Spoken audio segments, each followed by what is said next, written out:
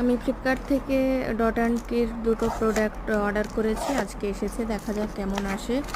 আর এর আগেও আমি অনেকবার ইউজ করেছি ফেস ওয়াশ আর ময়েশ্চারাইজার, খুবই ভালো আমার পক্ষে এই ক্রিমটি আর ফেস ওয়াশটি।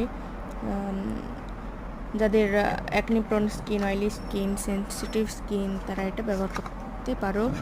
আর 100 গ্রাম ফেস ওয়াশে আমার লেগেছে 189 টাকা, আর 50 গ্রাম ময়েশ্চারাইজারের লেগেছে আমার 281 টাকা।